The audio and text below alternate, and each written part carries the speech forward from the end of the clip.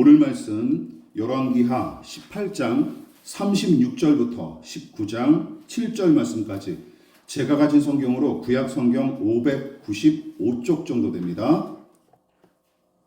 열왕기하 18장 36절부터 19장 7절 말씀까지 찾으신 줄 알고 저와 여러분이 한 절씩 번갈아 가면서 교독하고 마지막 절 합독합니다. 제가 먼저 봉독하겠습니다.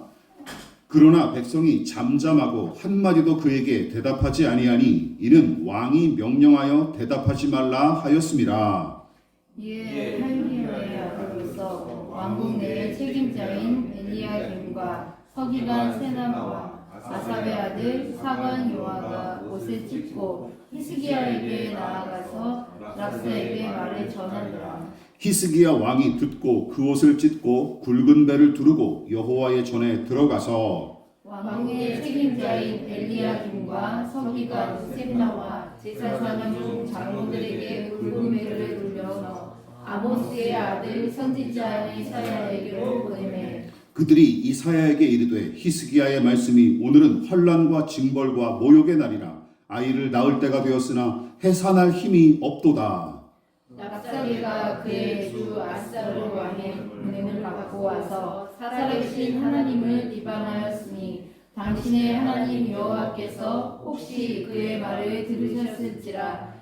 당신의 하나님 여호와께서 그 들으신 말 때문에 꾸짖으실 듯하니 당신은 이 남아있는 자들을 위하여 기도하소서 하더이다 하니라. 이와 같이 히스기야 왕의 신복이 이사야에게 나아가니 이사야가 그들에게 이르되 너희는 너희 주에게 이렇게 말하라.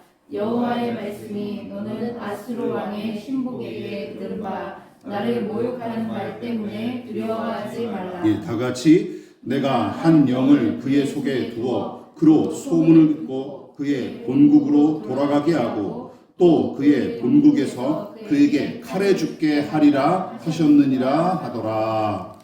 아멘. 우리 말씀의 제목을 같이 한번 읽어보시겠습니다. 자, 시작. 침묵과 기도로 맞서는 사람들. 침묵과 기도로 맞서는 사람들이라는 제목으로 말씀의 은혜 함께 나누도록 하겠습니다. 히스기야와 남유다 백성은 아수르의 침략을 가만두고 보지 않았고 그들이 보여준 여러 조치는 고난과 실패 등의 불편한 현실을 마주하는 신자들에게 좋은 통찰과 유익을 제공합니다. 자, 그렇다면 히스기야와 이 백성은 아수르의 침략에 어떻게 조치했습니까? 다시 한번 신앙적인 용어로 바꾸자면 이 사람들은 우리는 우리 하나님 여호와를 의뢰하노라. 또한 여호와께서 반드시 우리를 건지실지라 하는 신앙 고백을 어떤 방식으로 증명했을까요? 지난 시간 기억나십니까? 첫 번째 이런 내용이었어요. 패배가 자명한 싸움에도 히스기야는 최선으로 대비했습니다. 지극히 작은 나라에 불과한 남유다가 무슨 수로 최전성기에 이른 아수르 제국의 침략을 막아낼 수 있겠습니까? 실제로 히스기야와 신하들 그리고 온 백성은 패배할 게 뻔한 전쟁을 앞두고 매우 절망하면서 두려워했죠. 그러나 그들은 가만히 죽을 날만 기다리지는 않았습니다.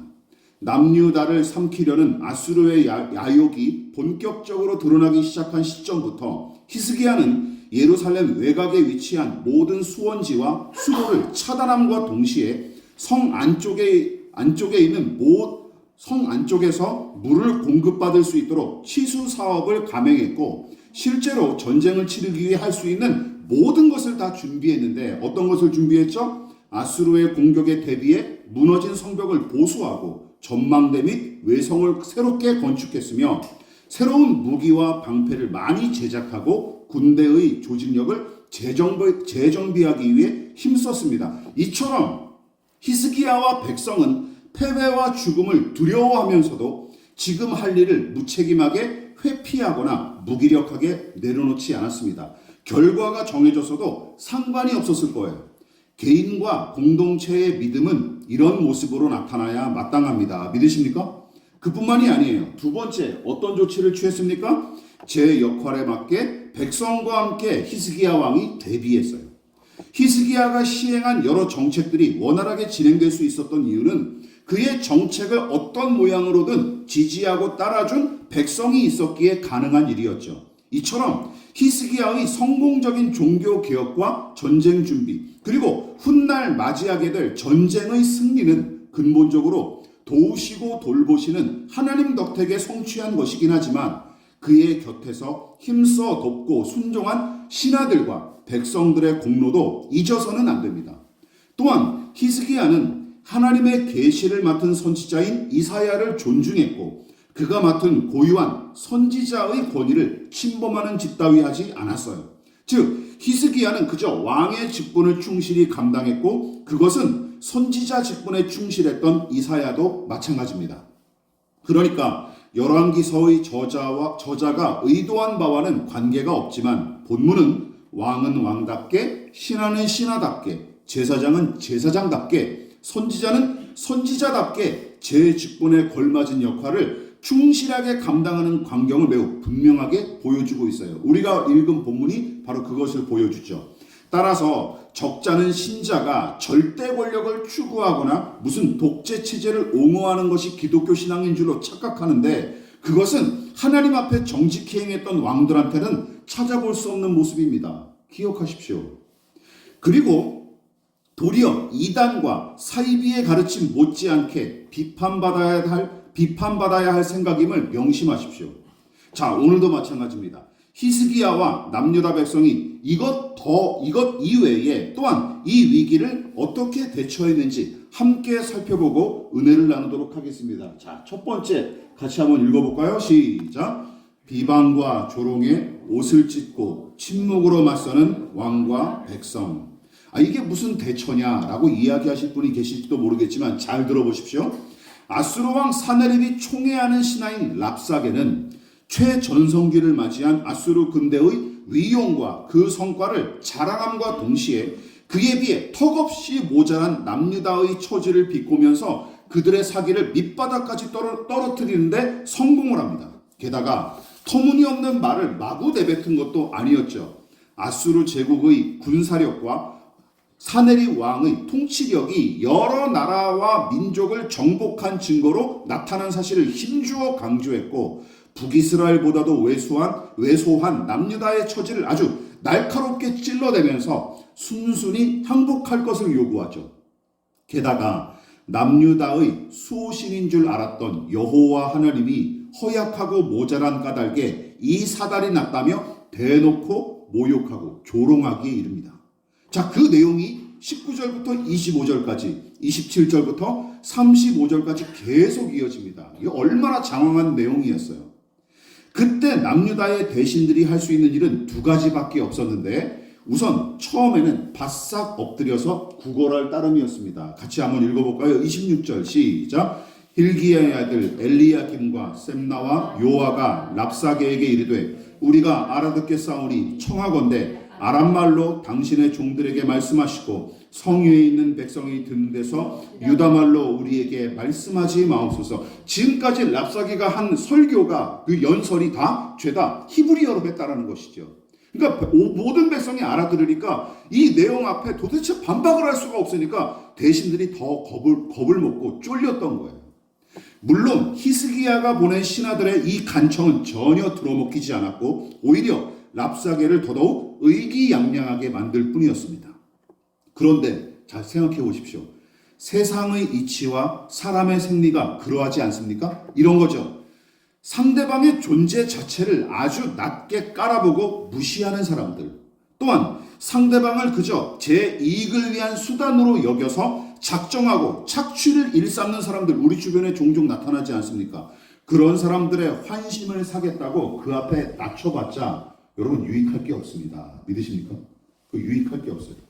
믿음의 영역이 아니죠. 사실 현실이죠. 다시 한번 말씀드립니다. 그런 사람들의 환심을 사겠다고 그 앞에 낮춰봤자 유익은커녕 도리어 더욱더 멸시와 천대를 당하거나 단물 빠진 껌으로 취급받기 일쑤죠. 남유다 대신들의 간청에도 아랑곳하지 않았던 랍사게의 태도가 바로 그 이치와 생리를 고스란히 보여줍니다. 여러분 무엇보다 히스기야의 신하들이 랍사게에게 구걸하며 저 스스로 낮춘 이 일은 그동안 침략에 맞서기 위해 애썼던 그간의 정책적 기조마저 거스르는 행동이었기에 합당하지 못합니다. 따라서 26절에 기록된 이 신하들의 행동은 합당한 대처로 보기가 어려워요. 그렇지 않습니까? 합당한 대처로 볼 수 없어요. 그런데 다행스럽게도 그 다음부터는 이제 조금씩 합당하게 대처하기 시작하죠. 18장 36절과 19장 1절입니다. 길지만 같이 읽어볼게요. 시작. 그러나 백성이 잠잠하고 한마디도 그에게 대답하지 아니하니 이는 왕이 명령하여 대답하지 말라 하였습니다. 이에 힐기야의 아들로서 왕궁 내의 책임자인 엘리야김과 서기관 셈나와 아삽의 아들 사관 요아가 옷을 찢고 히스기야에게 나아가서 랍사게의 말을 전하니라. 히스기야 왕이 듣고 그 옷을 찢고 굵은 배를 두르고 여호와의 전에 들어가서. 여러분 36절에 기록된 남유다 백성의 반응이 흥미롭습니다. 전반부에서 랍사게의 협박과 조롱이 너무 가혹하여 그 앞에 엎드려서 뭐라고 얘기했어요? 아유, 더는 말아 주십시오 라고 구걸했던 모습과 달리 이번에는 백성과 신하들이 히스기야 왕의 명령에 따라 잠잠히 침묵만 지킬 뿐 랍사게 앞에서 아무 대꾸도 안 하고 어떤 반응도 보이지 않습니다. 이게 히스기야 왕이 미리 명령한 것이죠. 아마도 랍사게에게 굽실댔던 그 모습을 마뜩치 않게 여겼던 왕이 미리 명령을 내렸을 거로 추측을 합니다. 그러나 내내 침묵만 지킨 것은 아니었죠. 신하들이 왕 앞에 나아가 이 일을 보고했을 때 왕을 비롯한 모두가 그 자리에서 자기 옷을 찢으며 슬퍼했고 히스기야는 애도할 때나 입는 굵은 베옷을 입은 채로 성전에 들어가 하나님의 뜻을 구하기에 이릅니다. 자, 그렇다면 이들의 침묵과 옷을 찢는 행위는 무엇을 의미할까요? 잘 들어보십시오. 지금 남유다가 처한 상황과 매우 비슷한 처지에 놓여서 침묵을 지킨 사람이 있는데 바로 원수의 위협과 대적의 음모에 직면하여 고통을 당했던 다윗이 그 장본이에요. 자, 장본인입니다. 자, 시편 38편을 보십시다. 자, 이런 일이 있었어요. 같이 읽어볼까요? 시작. 내 생명을 찾는 자가 올무를 놓고 나를 해하려는 자가 괴악한 일을 말하며 종일토록 음모를 꾸미오나 나는 못 듣는 자같이 듣지 아니하고 말 못하는 자같이 입을 열지 아니하오니.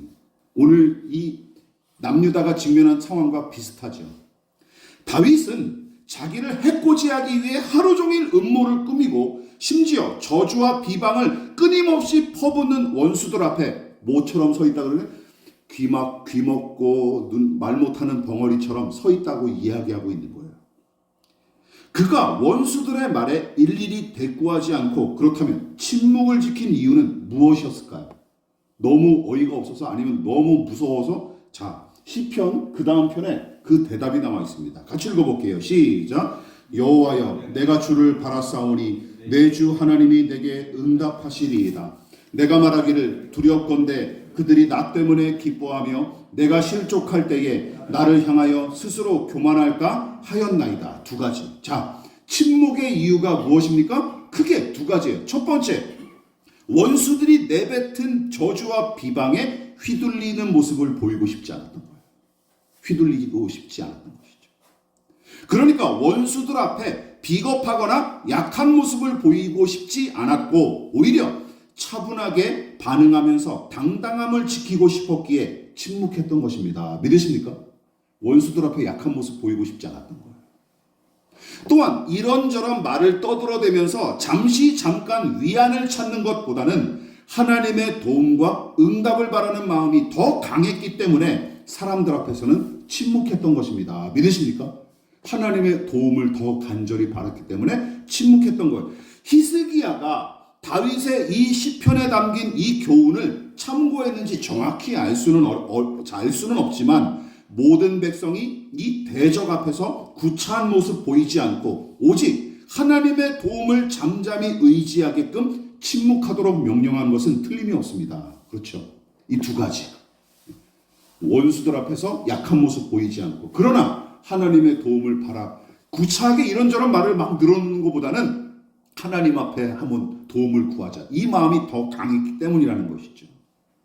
예수께서 이사야 선지자의 예언대로 도수장에 끌려가는 어린 양처럼 잠잠히 고난을 당하시고 더불어 빌라도와 헤롯 앞에서도 침묵을 지키셨던 까닭도 같은 맥락이죠.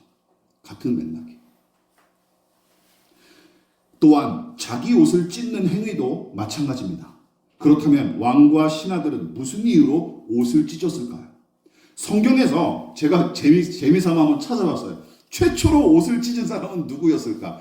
물론 태초부터 아담과 하와 이후로 옷을 찢은 사람이 왜 없었겠습니까? 그런데 성경의 기록상 처음으로 옷을 찢은 장면이 어디 있을까요? 상상해 보십시오. 창세기에 나옵니다. 창세기에 요셉 이야기에 등장합니다. 자, 제가 읽어볼게요. 루벤이 돌아와 구덩이에 이르러 본즉 거기 요셉이 없는지라 옷을 찢고. 여기서 처음 나와요. 무슨 얘기인지 아시죠? 형제들이 아버지 야곱의 그 편애의 반감을 가지고 요셉을 이제 버려버리죠. 그 장면입니다. 자, 37장 33절과 34절은 같이 읽어볼게요. 중략은 생략하고 시작. 아버지가 그것을 알아보고 이르되 내 아들의 옷이라. 자기 옷을 찢고 굵은 배로 허리를 묶고 오래도록 그의 아들을 위하여 애통하니.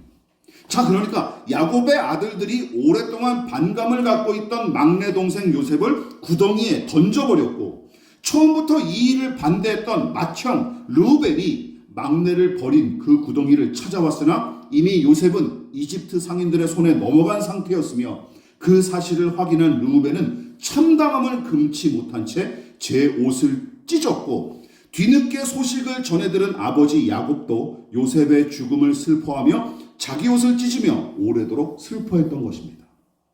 자, 이처럼 이스라엘 사람들은 극심한 슬픔과 아픔을 겪거나 도무지 감당할 수 없는 절망과 분노에 사로잡혔을 때면 마음이 갈갈이 찢어지는 고통을 표현하기 위해 하나님과 사람들 앞에서 입고 있던 옷을 찢었던 것입니다. 어떤 걸 표현하기 위해서? 마음이 찢어지는 고통을 표현하기 위해서 옷을 찢었던 거예요. 히스기야와 신하들이 옷을 찢은 이유도 마찬가지입니다. 원수 앞에서는 최소한의 당당함을 지키기 위해 침묵했지만 하나님과 동족 앞에서는 숨길 것도 가릴 것도 없었기에 입고 있던 옷을 찢으며 이 처참한 현실을 한껏 슬퍼하고 또한 대적들을 향한 분노도 가감없이 표출했던 것입니다. 당연하죠. 여러분, 지금 남유다가 직면한 풍전등화의 처지를 즐거워하고 기뻐하는 사람이라면 그 사람이 남유다 사람이겠습니까? 아니죠. 이 상황을 기뻐하고 즐거워할 사람들은 누굴까요? 원수 아수르나 아니면 아수르에게 동조한 반역자들이나 기뻐하고 즐거워했겠죠. 이 상황은. 그런데 보통의 남유다 백성이라면 히스기야와 신하들처럼 옷을 찢고 분개하거나 슬퍼할 수밖에 없는 것입니다. 윤동주 시인이 마태복음의 팔복을 차용하여 지은 팔복이라는 시가 처음부터 끝까지 어떤 내용이에요? 슬퍼하는 자는 복이 있나니. 이게 8가지로 계속 이어져 있어요. 계속 반복되어 있어요. 그렇게 노래했던 까닭이 무엇입니까? 그렇게 슬퍼하는 자는 복이 있나니라고 노래했던 까닭이 무엇입니까? 바로 시인이 일제의 침탈과 부당한 통치를 매우 슬퍼하고 아파했던 사람이었기 때문입니다. 따라서 옷을 찢는 행위 역시 대적들 앞에서 비굴하지 않으려는 저항 의지를 담고 있을 뿐만 아니라 하나님 앞에 심히 연약한 존재임을 진솔하게 고백함과 동시에 그분의 도움을 구하려는 의도가 담긴 행위였던 것이죠. 그러나 옷을 찢고 침묵하는 행위로도 그치지 않습니다. 두 번째, 같이 한번 읽어볼까요? 시작. 거대한 위협과 폭력에 기도로 맞서는 왕과 백성. 히스기야가 신하들과 함께 자기 옷을 찢고 굵은 베옷으로 갈아입은 뒤에 성전으로 들어간 이유는 다른 게 아닙니다. 19장에서 그가 신하들을 이사야 선지자에게 보냈을 때 밝혔다시피 우선은 이 위기에 적절히 대처하기 위한 이사야 선지자의 충고가 필요했기 때문이고 더불어 나라와 백성의 구원을 위해 기도해 주십사 부탁하기 위해서였죠.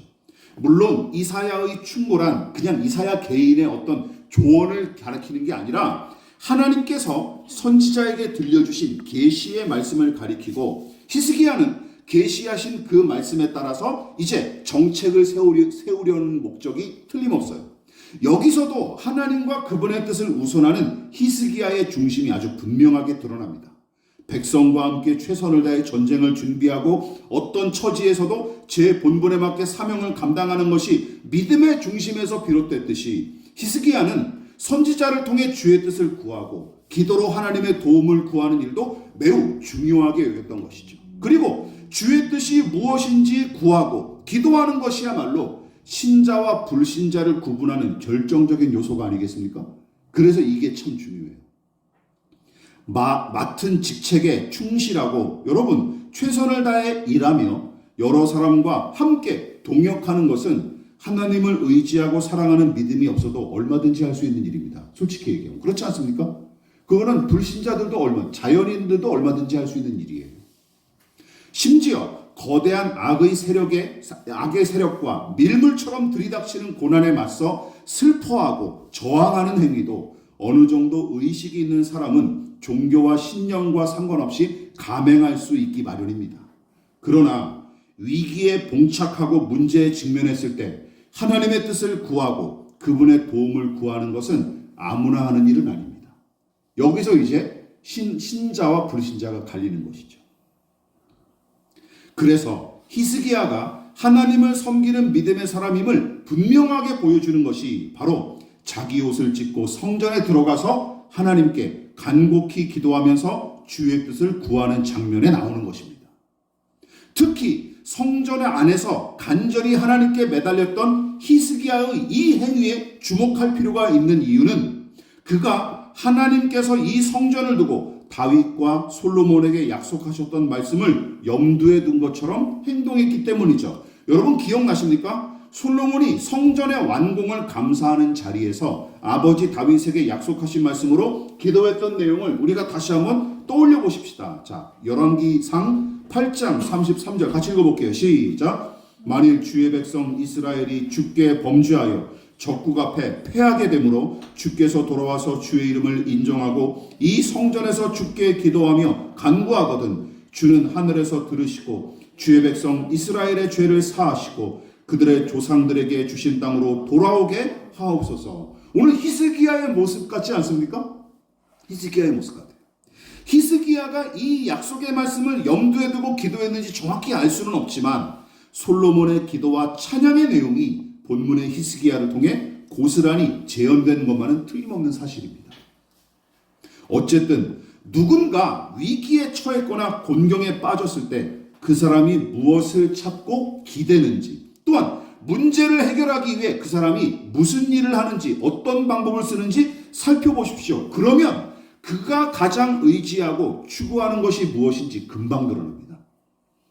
그 사람이 무엇을 의지하는 사람인지 그 사람이 무엇을 인생의 목표로 삼은 사람인지 문제 해결 방식을 보면 그 사람을 알 수 있는 거예요. 위기를 모면하기 위해 무슨 방법을 쓰는지 보면 알 수 있다는 것이죠. 물론 하나님을 빙자하여 제 욕구를 충족하고 야심을 이루기 위해 기도하는 사람들도 적지 않지만 하나님께 기도하는 것 자체를 등한시 여기는 사람이나 전혀 기도하지 않는 사람을 믿음이 있다라고 판단하기는 어렵습니다. 그렇죠. 아예 기도와 상관없이 사는 사람을 믿음이 있다라고 판단하기는 어렵다라는 것이죠. 특히 그리스도인의 정체성을 가장 구체적으로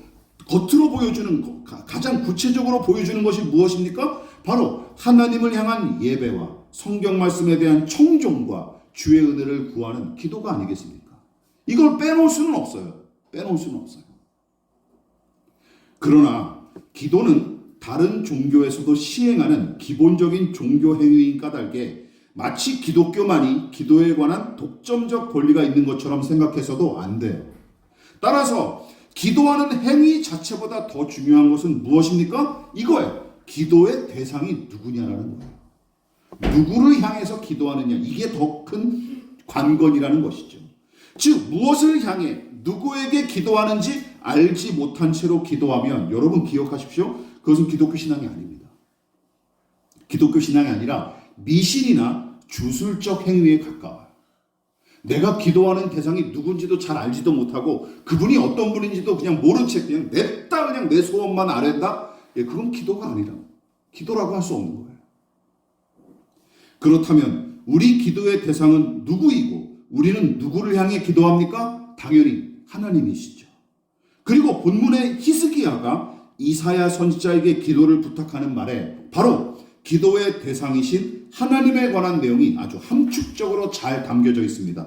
열왕기하 19장 4절 말씀 우리가 읽었던 부분이죠. 같이 한번 읽어볼게요. 시작. 랍사게가 그의 주 아수르 왕의 보냄을 받고 와서 살아계신 하나님을 비방하였으니 당신의 하나님 여호와께서 혹시 그의 말을 들으셨을지라. 당신의 하나님 여호와께서 그 들으신 말 때문에 꾸짖으실 듯하니 당신은 이 남아있는 자들을 위하여 기도하소서. 여러분 잘 보십시오. 히스기야가 이사야 선지자에게 하나님을 비방하고 모욕하는 랍사게의 말을 전했을 때 그가 하나님에 관해 먼저 언급한 내용은 무엇입니까? 바로 무엇이에요? 같이 읽어볼게요. 시작. 살아계신 하나님. 당연한 일 아닙니까? 아예 존재하지 않는 것 아니면 이미 죽어서 아무것도 할 수 없는 것에게 무엇을 기대하고 기도합니까? 그러나 히스기야는 하나님을 살아계신 분으로 믿었기에 이 소망을 품고 기도할 수 있었던 것이죠. 하나님 존재하지 않는 분이 아니다. 그리고 이미 돌아가신 것도 아니다. 잠자고 계신 것도 아니다. 살아서 지금도 역사하고 계신다라는 것이죠. 그러나 살아있는 것만으로는 기도의 대상이 될 수 없습니다. 그렇죠. 기도는 기도하는 자와 기도를 듣는 자의 관계와 소통이 전제되어야 성립되는 행위 아닙니까? 그럼으로써 기도의 대상이 되려면 기도하는 자의 부름에 대한 들음과 응답이 요구됩니다. 그래서 히스기야는 하나님을 어떤 하나님으로 묘사해요? 시작. 들으시고 응답하시는 하나님을 신뢰했기에 서슴지 않고 기도했던 것입니다. 그런데 그것으로도 충분하지 않아요. 그래서 히스기야는 랍사게와 아수르 왕 사네립을 꾸짖으시는 하나님에 관해 언급합니다. 그러면 이 하나님은 어떤 하나님이라는 고백이 담겨져 있는 거예요? 시작. 모든 것 위에 뛰어나신 권능의 하나님을 히스기야가 확신했던 까닭에 아수르의 침략이 두려웠을지언정 완전히 낙심하지는 않을 수 있었던 것입니다. 아수르 왕보다 크신 하나님, 아수르 제국보다 크신 하나님을 그가 신뢰했기 때문이었습니다. 그러나 하나님이 힘만 세고 무섭게 심판하는 분만은 아니지 않습니까? 히스기야가 이 남아있는 자들을 위하여 기도하소서라고 한 부탁한 말에는 어떤 하나님에 대한 소망이 담겨져 있을까요? 마지막 시작. 구원하시는 하나님에 대한 신뢰가 없으면 절대로 내뱉을 수 없는 말입니다. 이 남아있는 자들을 위하여 기도해 주십시오. 이 말의 말이죠. 히스기야는 이런 하나님을 신뢰하고 사랑했기에 포기하지 않았으며 끝까지 구원과 회복의 소망을 품고 기도할 수 있었던 것입니다. 믿으십니까? 이런 하나님을 믿고 있었기 때문에. 따라서 우리의 기도는 이 믿음의 바탕 위에서 시행해야 마땅하고 이 기도를 통해 신자는 소원의 성취를 넘어서 하나님과 더 깊은 관계로 나아가는 길이 열리는 것이며 본문처럼 거대한 악의 세력에 용감하게 저항하고 예기치 못한 고난에도 무너지지 않을 수 있는 힘을 얻게 되는 것입니다. 그리고 하나님은 그런 기도를 통해 당신의 영광을 나타내시고 기도하는 자에게 은혜를 베풀어 주십니다. 믿으십니까? 그래서 우리는 기도해야 마땅합니다. 말씀을 마무리하도록 하겠습니다. 모든 침묵이 금은 아닙니다. 그렇죠. 어떤 침묵 때문에 많은 사람들이 죽고 살상당하는 일도 역사상 허다하지 않습니까? 하지만 인내와 충성과 선을 위한 침묵은 많은 말보다 강력합니다. 믿으십니까? 많은 말보다 강력해요. 또한 그리스도인은 자신의 죄악과 이웃의 고통에 슬퍼하고 아파하며 세상에 만연한 거짓과 폭력과 착취에 분노할 줄 아는 사람이어야 합니다. 오늘 히스기야와 신하들이 옷을 찢고 슬퍼했던 것처럼 말이죠. 그래서 눈물과 탄식에 애통한 마음으로 부조리한 세상의 풍조에 저항하고 그것을 거스르는 사람이 바로 그리스도인인 것입니다. 또한 손에 잡히는 것과 눈으로 보는 것만 중요하게 여기는 이 세상 한복판을 우리가 살아가긴 하지만 눈에 보이지 아니하는 하나님과 그 일하심을 신뢰하기에 기도하는 사람, 기도할 줄 아는 사람, 그 기도의 대상이신 하나님이 세상 어떤 것보다 강하신 분임을 확신할 뿐만 아니라 당신을 의지하여 기도하는 자를 반드시 선하게 이끄실 줄로 믿는 사람이 바로 기도하는 사람이고 그리스도인인 것입니다. 자, 그렇다면 저와 여러분, 우리는 그리스도인입니까? 또한 우리 교회는 그리스도의 몸인 교회입니까? 무엇으로 그것을 증명할 것입니까?